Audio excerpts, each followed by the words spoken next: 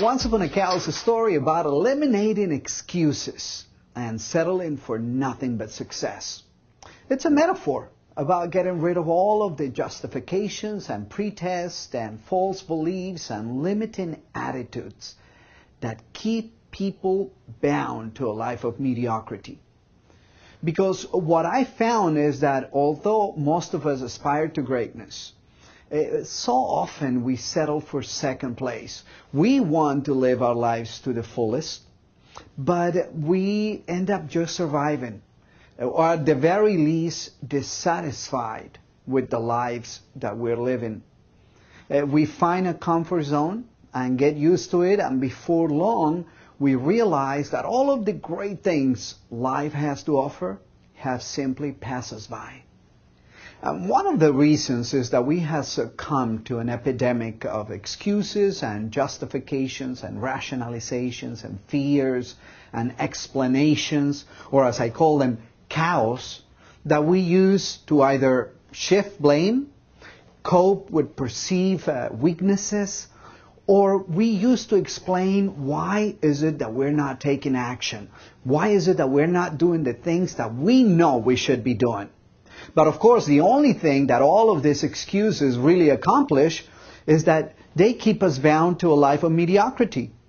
They prevent us from using our true potential. They are the real enemy of success. And I like to stress this because a few years ago I was doing a seminar in Argentina for some 8,000 people, and I asked the audience at one point to shout the answer to this question. And then I asked, what is the opposite of success? And as you can imagine, 8,000 people shouted failure. And you know, the first thing that came to mind was that maybe not long before that, I probably would have answered the same way. Because we have been conditioned to believe that failure is the enemy, that failure is to be avoided, that nothing good can come out of it.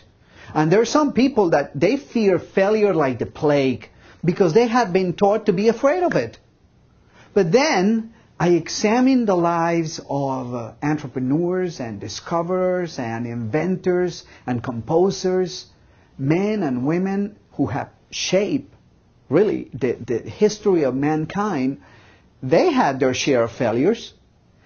Then I realized that the true enemy of success is not failure, as some people think, but mediocrity.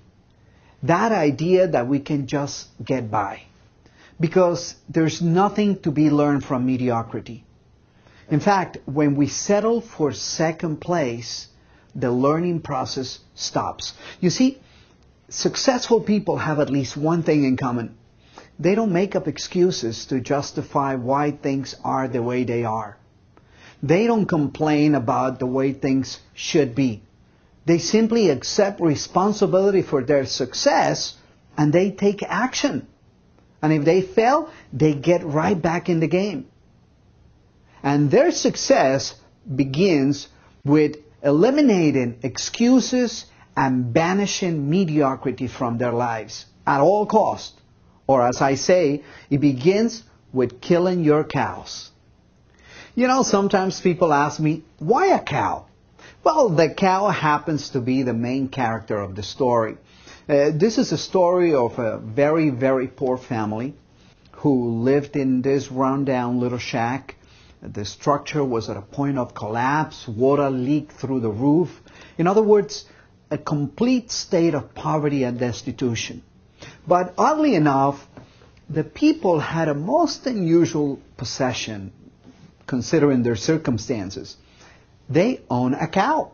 And the cow gave them two things. First, it gave them the milk, which was the only food with any nutritional value they had. But it gave them something even more important. It gave them the feeling that at least they were not in complete misery. Because after all, they had a cow. You know, they had this attitude of, hey, don't complain. At least you have a cow.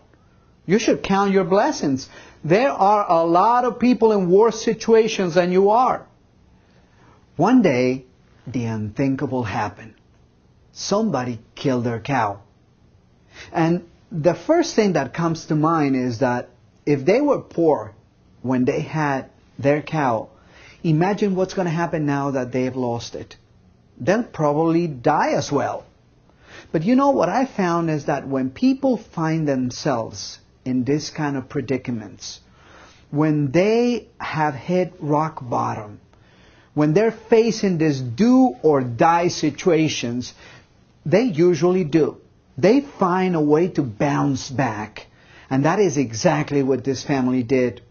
They cleared this little patch of dirt behind their house and they planted some seeds so that they could have something to eat. And that is how they survived during those first few months. But after a while, they had enough for them to eat, so they sold the rest to their neighbors. And with that money, they were able to buy more seed. And they planted a little bigger patch, and after a while they had enough for them, for their neighbors, and they were able to sell the rest in the town's market. And so, little by little, they were able to improve their living conditions, eventually building a better house, until they found a way to a successful and fulfilling life. And the question that comes to mind is, would they have achieved all that had they still had their cow? And the answer is probably not. Why? Because they wouldn't have any reason to move out of that comfort zone in which they were.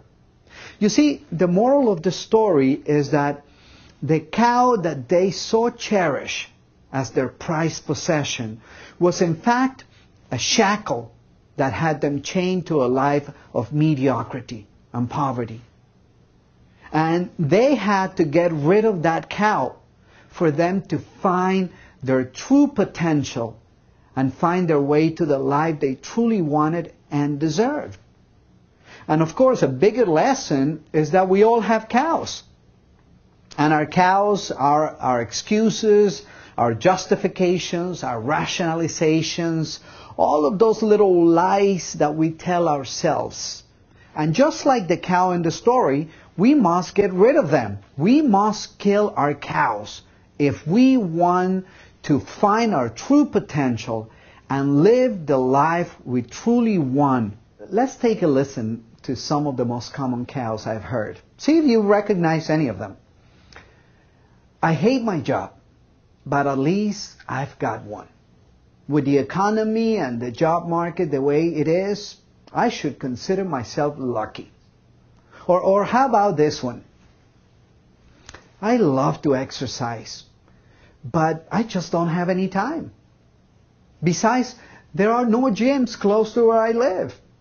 And even if there were any gyms, I don't think I could afford a gym membership right now. And even if I could, I am so out of shape that I'd probably be doing more harm than good.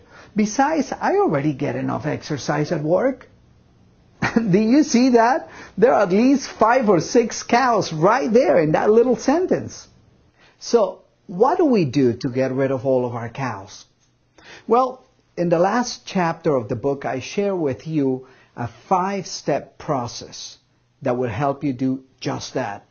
But essentially, it all boils down to making a decision to identify what your excuses are and get rid of them.